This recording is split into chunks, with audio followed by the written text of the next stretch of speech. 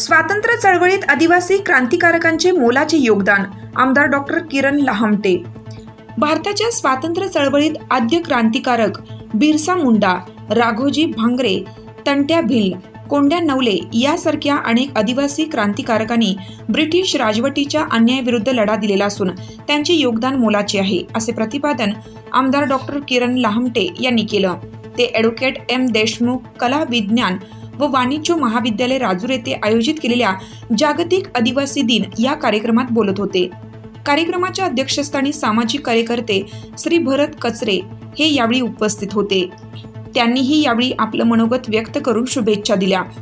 आपल्या पुढील भाषणात आमदार डॉक्टर लहामटे म्हणाले की आदिवासी विद्यार्थ्यांनी आपल्या आई वडिलांच्या कष्टाची जाणीव ठेवून त्यांचे स्वप्न पूर्ण केलं पाहिजे व त्यासाठी संघर्ष करायला शिका व स्पर्धेचे भय न मानता आत्मविश्वासाने पुढे आले पाहिजे। आद्य क्रांतिकारकांचा इतिहास समजून घेणे आवश्यक आहे। या प्रसंगी उपस्थित असलेले प्रमुख व्याख्याते व सावित्रीबाई फुले पुणे विद्यापीठातील मराठी विभागाचे प्रमुख प्रो डॉक्टर तुकाराम रोंगटे म्हणाले की अकोले तालुका हा आदिवासी क्रांतिकारक चळवळीचा तालुका आहे। जल, जमीन व जंगले यासाठी झालेल्या संघर्ष लढ्यात तालुक्यातील आदिवासी क्रांतिकारकांनी मोठे योगदान दिलं।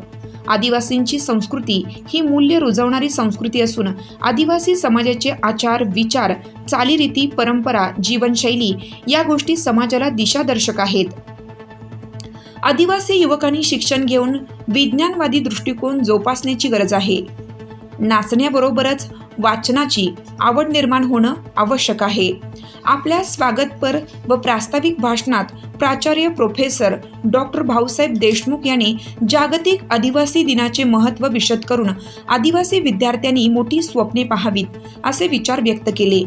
या कार्यक्रम प्रसंगी प्रमुख अतिथींचा सत्कार प्राचार्य डॉक्टर देशमुख यांच्या हस्ते करण्यात आला।